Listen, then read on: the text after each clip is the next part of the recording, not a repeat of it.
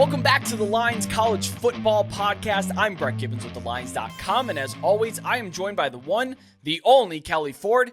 Kelley, welcome back. I hate to say it, but we're like halfway done with the season. How does that make you feel?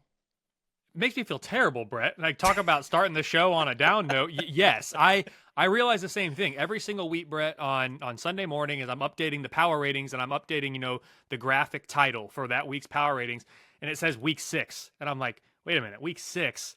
We only played 12 games. I know we got off weeks in there and everything, but I'm like, Notre Dame's played 6 games already. Their regular season is halfway done. Like, it's crazy, dude. It feels like we just started. It's a blink of an eye, and it's gone. This is why we have to cherish every single college football Saturday. This, among other reasons, of course, as we've talked about. But yeah, man, I'm with you. I hear you. I don't know how or why or when it happened. But all of a sudden, it's October. We got a ton of midweek games starting up, which is exciting. But that also means halfway through, man, like, we got to cherish this, dude. Well, so to make it a little bit more positive, we do start the 49 days of football from now until the day before Thanksgiving. We will not have to endure one single afternoon in which football does not grace our televisions. And even then, we have the night before Thanksgiving, which get out to the bars. That's like the number one bar night, I think, in the country. And then Thanksgiving kicks off rivalry week. So we won't have to wait too long before we get more football. But before we dive into the weeknight slate for week 6, don't forget to follow the Lines on Twitter or X at TheLinesUS. I am at Road to CFB, and Kelley's work can be found at K Ford Ratings. We'll still be here every single week breaking down the college football slate, as well as individual weeknight games, which is what we are here to do today. Kelley, we are going to know Conference USA like the back of our hand. America is going to know Conference USA like the back of their hand because we're getting the same 8 teams playing over and over and over and over again. I love it, though. I'm not going to complain. They're new teams to me. They're new teams to me as well, Brett. And how about this? So Conference USA, yes, they got their Tuesdays, their Wednesday midweek games now starting up, kind of doing the Conference USA action. I don't know, Coos action. I don't know what we're calling it, kind of like the Maction. But either way, it's starting here in October. I'm excited about it. There's only 9 teams in this conference. Of course, they're going to add Kennesaw State next year from the FCS ranks as well. But here's the thing, Brett. Only 7 of these teams are eligible for the conference championship because Jacksonville State and Sam Houston are in their transition window from FCS. So, yeah, we're going to talk about these teams over and over, and it's even smaller of a field that we're going to talk about with regards to their postseason chances, which truly is a shame for Jacksonville State. I mean, this is potentially one of the contenders in the conference if they are eligible. Sam Houston having a little bit harder of a go of it, but they'll be good long term, I'm sure. So yes, I'm excited about it. Conference USA doesn't get enough love. It's been decimated. Let's be honest. It's been decimated by conference realignment. It's the conference that I feel most bad for, short of the Pac-12, which is coming here in 2024, for what has happened to it. But hey, they picked themselves up. They've added some new members from the FCS ranks, from the independent ranks, and here we go. We've got this Coos action, and let's do it, man. Well, let's talk about 2 teams that are indeed eligible for the conference championship game. I don't know if I'd go as far as to call them contenders, however. We do have Florida International, the FIU Panthers, on the road at New Mexico State. The home team Aggies are 6.5-point home favorites, and it carries an over-under of 48.5 points. This game kicks off on Wednesday at 8 p.m. Eastern on CBS Sports Network. The total has come crashing down. It opened up at 51. I think it maybe touched 51.5, but it has been a one-way affair after that. New Mexico State, they run the second slowest pace among non-service academy schools. That is 30 seconds a play. Kelley, they're taking forever to get the ball snapped off and running fewer plays per game. FIU, they're about FBS average in play, in pace, pardon me. They're fairly decent on defense, so I do understand where this movement comes from. And to be honest, if it didn't move off its spot of 51, I'd probably be betting it myself because 51 is the second most frequent occurrence in point totals in the last 5 years in college football. This is also going to be a ground battle from both of the teams. Each of them are top 36 nationally in rush rate, so they do prefer the ground game over the passing game.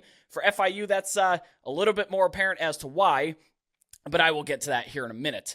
Like I said, I lean the under. I'd probably still lean the under, although 2.5 points off the opening mark is a little tough for me here.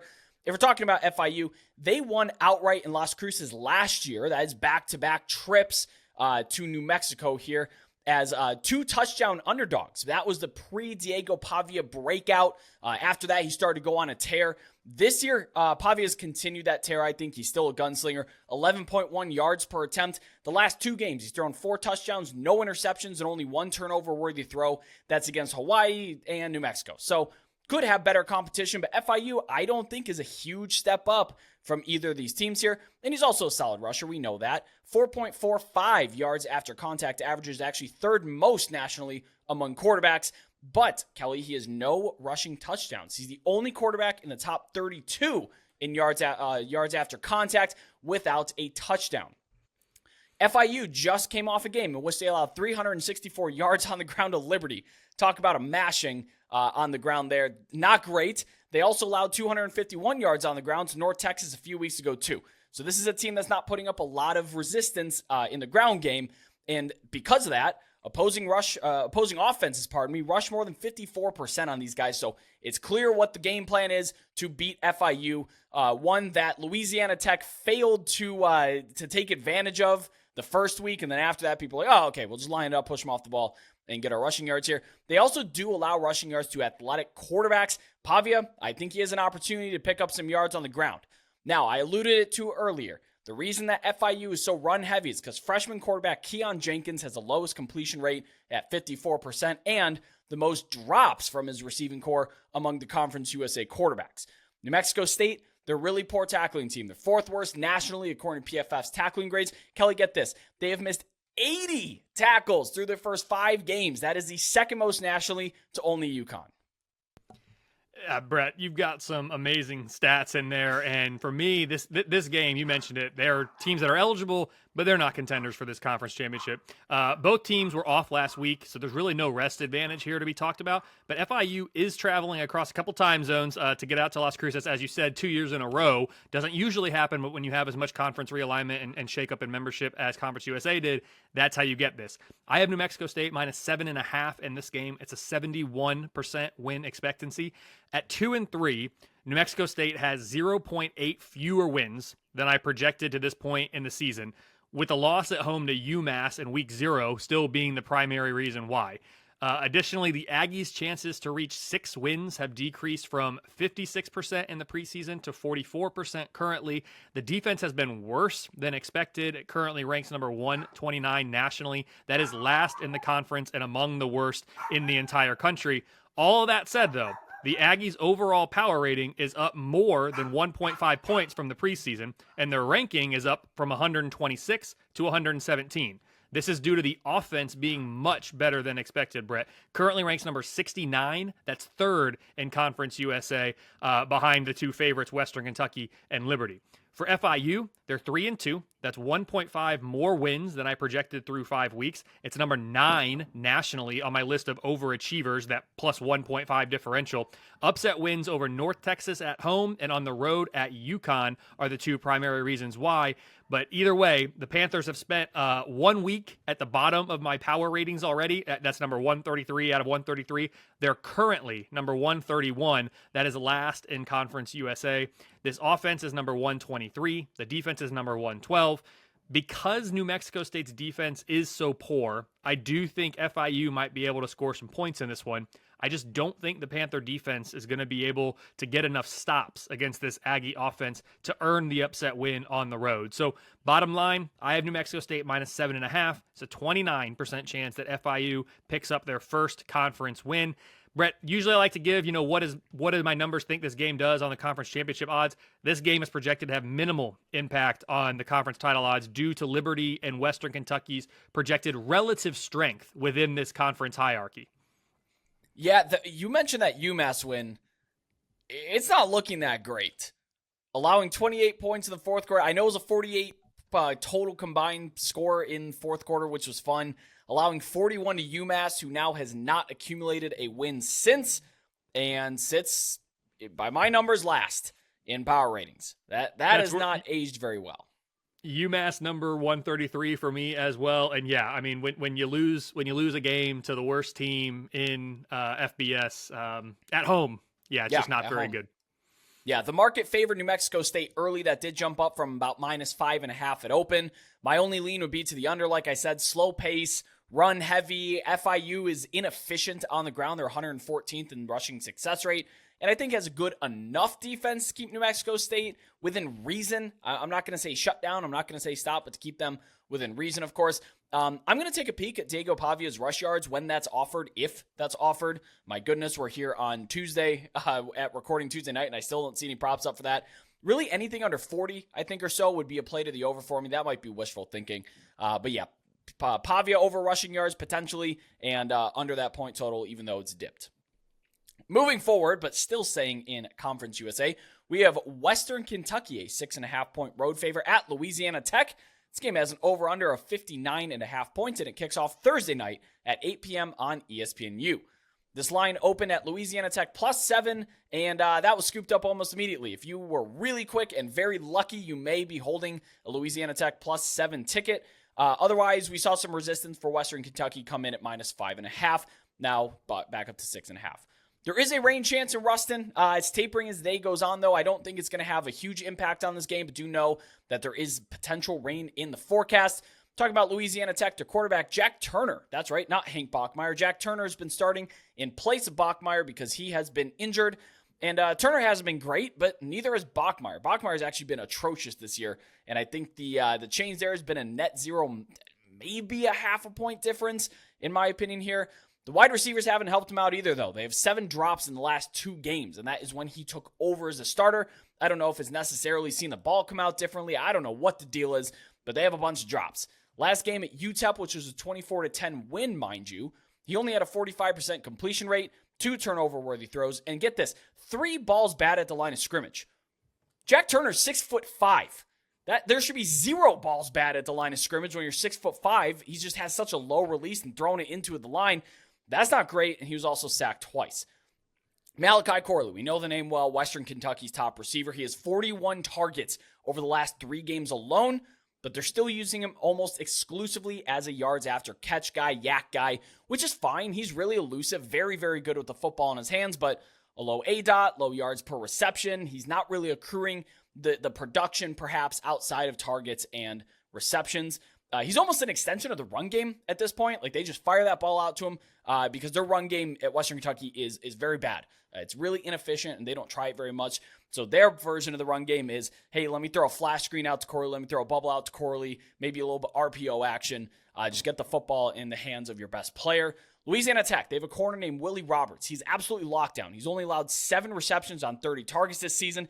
And get this, these aren't inaccurate attempts. Sometimes the targets are inaccurate. They go out of bounds, whatever. They get drops. No. Willie Roberts is forcing incompletions on 44% of targets come his way. That is the highest in the nation with a minimum of 15 targets.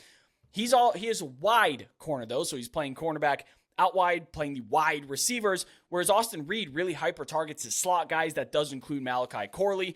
40.6% of his targets are going to the slot so far this season.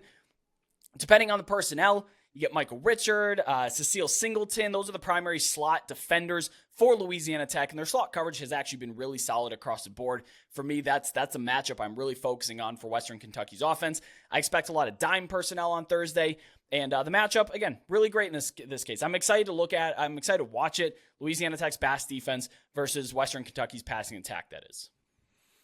So, Brett, as we talked about earlier, since Jacksonville State is not eligible for the Conference USA championship game, this conference race for me is really all about Liberty and Western. However, if there was to be a third team in the hunt, by my numbers, it would be Louisiana Tech. In this game, I have Western -6.5 to 73% win expectancy. Hilltopper offense is the best unit in this game. They rank number 68 nationally for me. That's second best in Conference USA.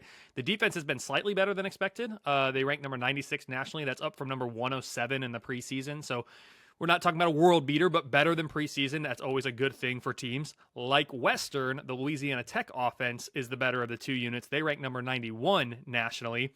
And while this Bulldog defense has improved, I projected them to be worst in FBS coming into the year. They are still the worst unit in this game, but they're up to number 120 nationally. So at least they're not last nationally anymore. They're second to last in the conference still. Bottom line, I think the Western offense is just too much at home. I have Western -6.5. It's a 31% chance that Louisiana Tech gets to 3-0 here in conference play. On the road. Western here on the road. For what this does to the conference championship game projections, because I have Liberty and Western Kentucky power rated so much higher relative to the rest of the conference, that actually win or lose, Western is going to remain number 2 in the odds here, and Louisiana Tech's going to remain number 3, given what these teams have in front of them. Currently a 75% chance that Western makes the Conference USA championship game. If they win, that jumps to 82% chance. If they lose, falls to a 53% chance. So now it's almost a 50-50 proposition, whereas right now it's 3 out of 4.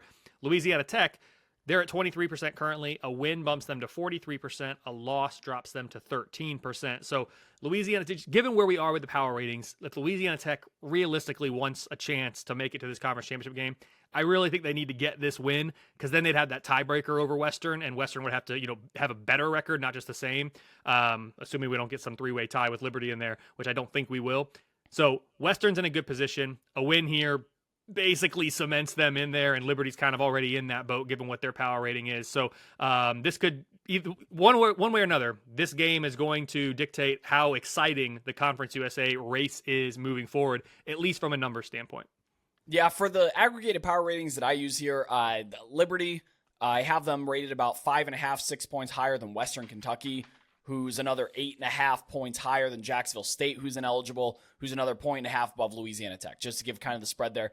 And then between Louisiana Tech and UTEP, who I have rated last, about a touchdown spread between all the rest of the teams in Conference USA. So it really is a 1 or 2 horse race, depending on your view. If the books do end up offering Malachi Corley reception props, not receiving yards, but receptions, it's almost an auto bet for me. Anything under 9, just kind of target share that he's getting. He's getting 11, 15, 13 targets a game. So I would probably bet anything less than 9. I'd bet over that. Now, look, Louisiana Tech's numbers are pretty good on defense.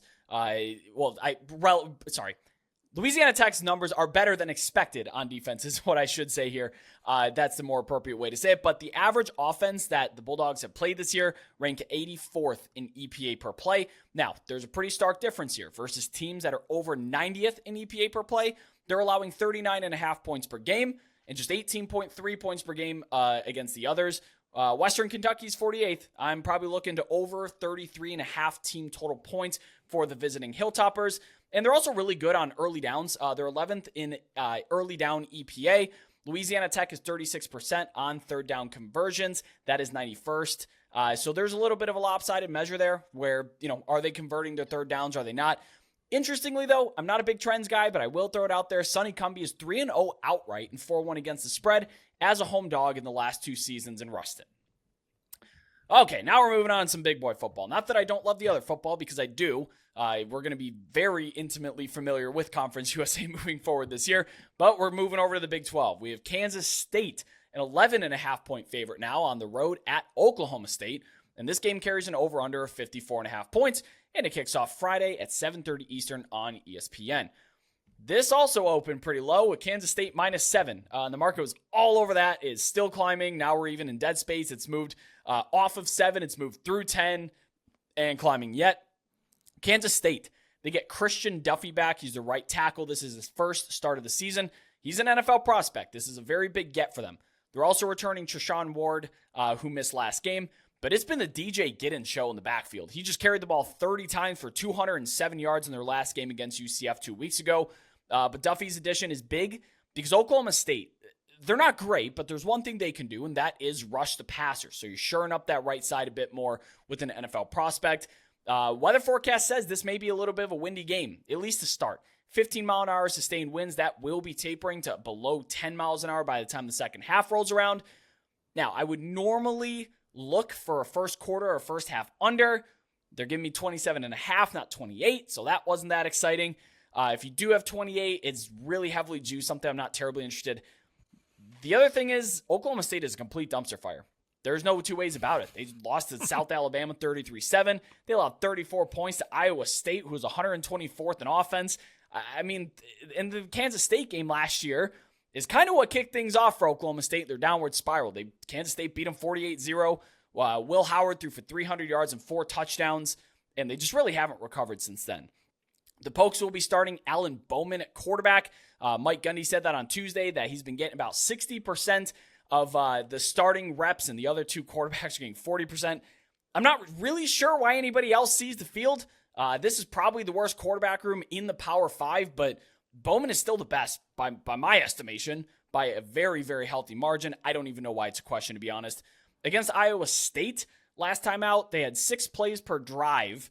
And that's a defense that just allowed 50 a game last week against Oklahoma. So they're going not quite 3 and out, but they're not moving the chains very often against the Cyclones. Coverage has been the main issue for the Pokes. They allowed 350 passing yards to Rocco Becht. Like, seriously, he's averaging 184 yards per game outside of that. And they allowed him to throw for 350. So it's not setting up well against Will Howard and a talented Kansas State offense.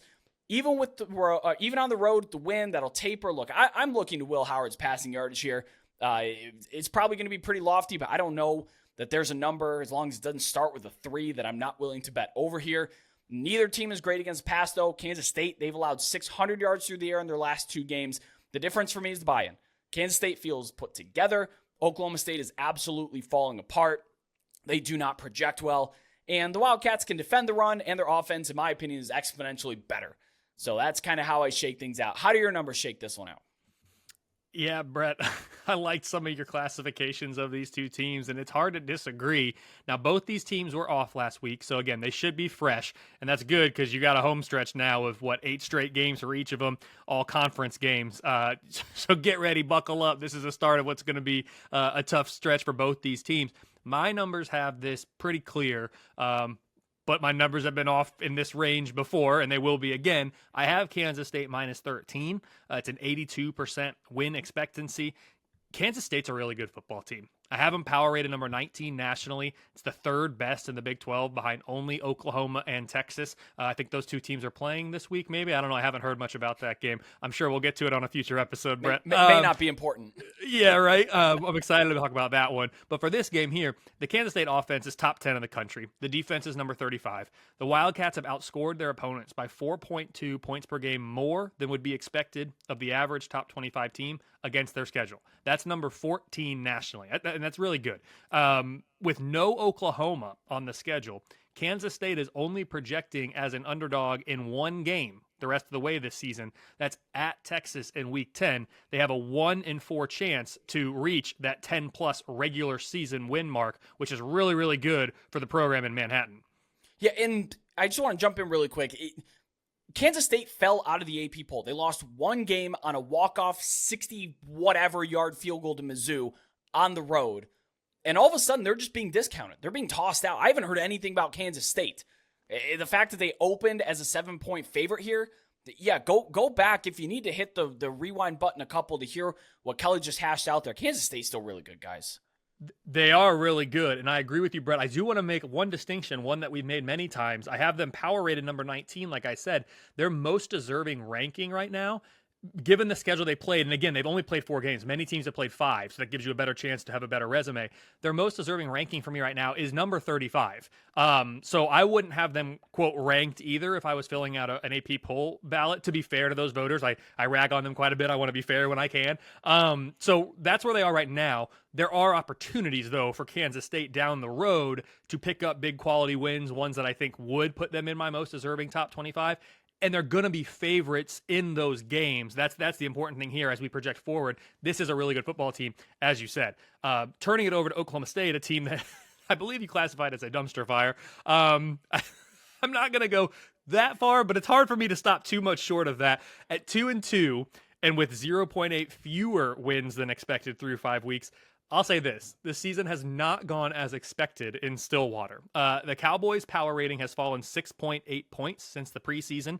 That's the 6th most nationally in the negative direction, the direction you don't want to be going. As a result, their chances to go bowling have decreased from a staggering 83% in the preseason. I had a 5 and 6 chance they'd go bowling in the preseason. That's down to 21% chance currently, a 1 in 5 now. I mean, that's a huge swing.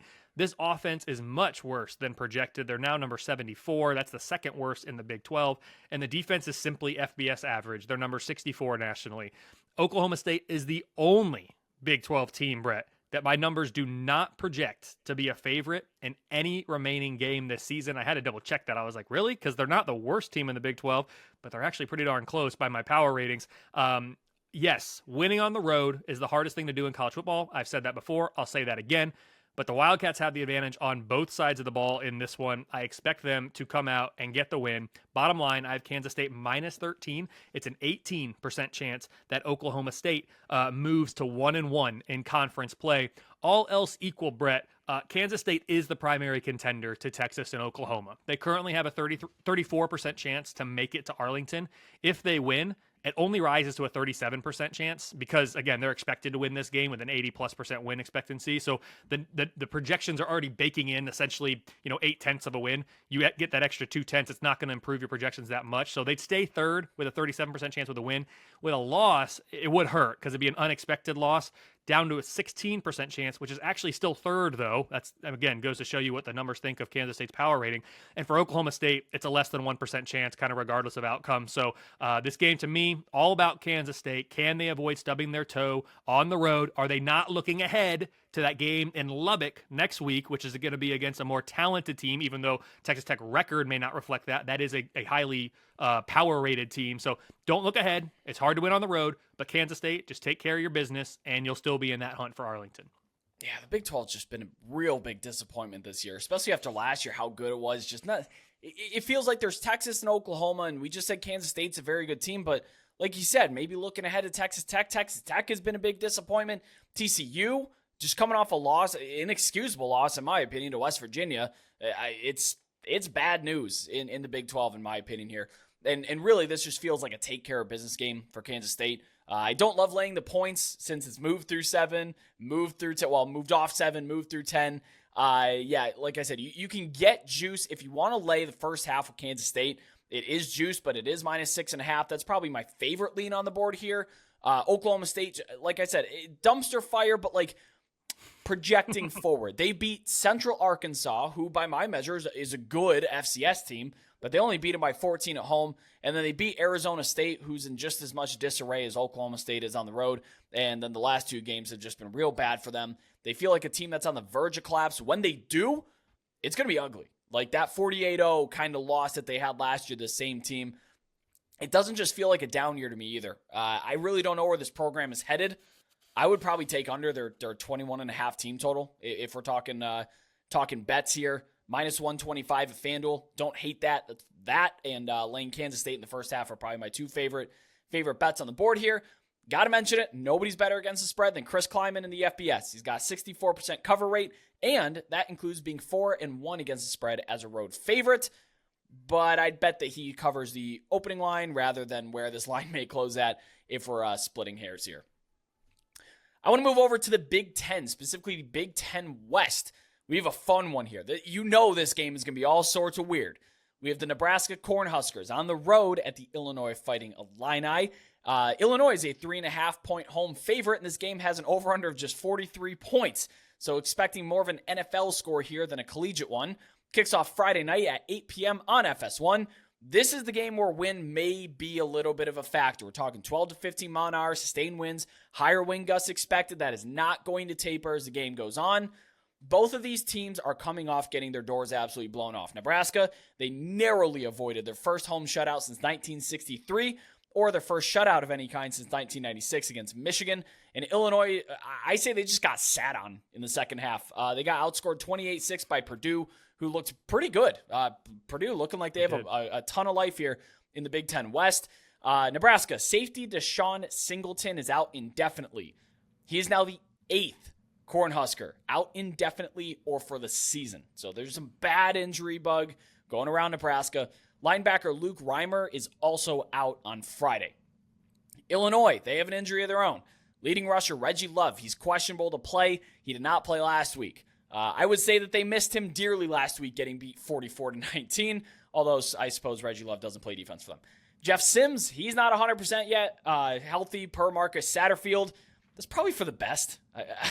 I don't know if there's a world in which he makes this offense better in the lineup. You get the higher ceiling, you get the rushing, you get some playmaking, but boy, does it come with a lot of turnovers and boneheaded throws. So I really think he's a net zero to Heinrich Harburg, and he hasn't even been that good either. He's got 53% completion rate, 6.6 yards per attempt. He's been sacked 8 times in his last 2 outings. He's banged up from that probably. I'm going to be honest, he just takes way too dang long in the pocket. His average time to throw is about 3 seconds. For reference, it's 2.5 seconds to get the ball. 1,001, 1,002, ball's got to be out now. He's been sacked 4 times when he has not been blitzed. That's his own darn fault on that one. Again, holding the ball just too long, indecisive, maybe blanket cover. The receivers aren't great, but you still got to get rid of the football or take off or something. He's actually accounted for 18% of his own pressures on the season. That is the third most in the Big Ten. On the Illinois side, on defense, we have Jerzon Newton. We know about him. He's a preseason All-American, all-conference caliber player, and he's been a one-man show. He has 19 pressures, which accounts for 58% of Illinois' total pressures this season, just coming from Jerzon Newton. Nobody else is getting close. Illinois is dead last in early down success rate allowed, and Nebraska's offense is 103rd in early down success rate on offense. So we have an unstoppable force meeting an immovable object on early downs here. Who wants it less, I think, is what it's going to come down to. On the flip side, they average the 5th longest third down distance of anybody in the country, that being Illinois. So they always have a long way to go on third down. Luke Altmaier, it's sad. I wanted Luke Altmaier to be good. I stood behind him at Ole Miss, and he's just not been it. He's had 7 interceptions. That is tied for most in the nation, the third lowest ADOT in the Big Ten, and 127th, resulting, I should say, in 127th in net EPA. Brett, I have a friend who's a big Nebraska fan. He's always texting me, Kelly, you're not talking about Nebraska enough on any of your outlets, podcasts, whatever that you're doing.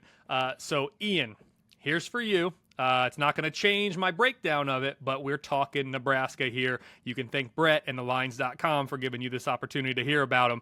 At first glance, Brett, you could almost view these teams interchangeably from a numbers standpoint. With both teams at 2-3 overall, 0-2 in conference play, this is a big game for all the wrong reasons for these teams.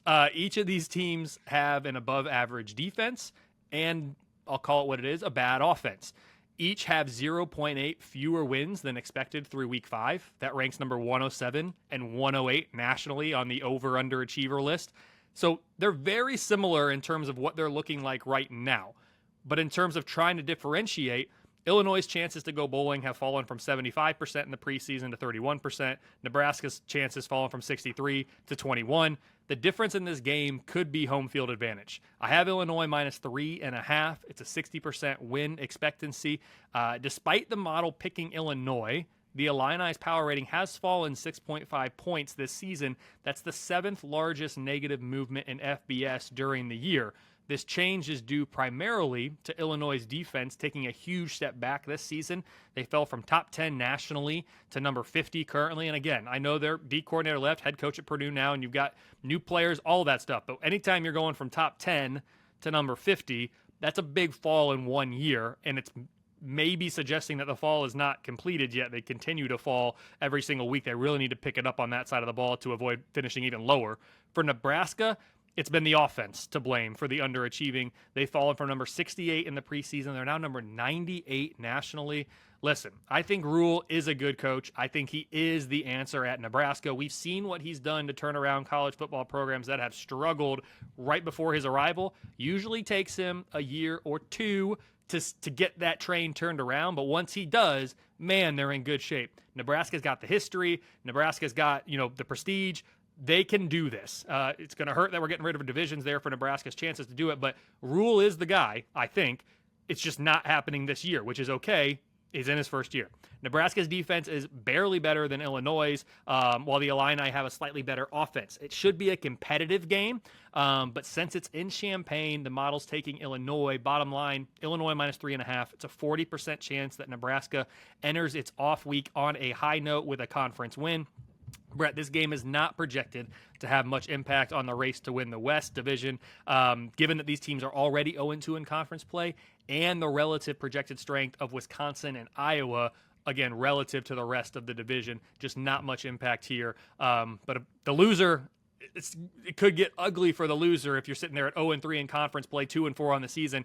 That's where seasons start to get sideways. So this game's a big game, just not for some of the reasons that these fans would probably want.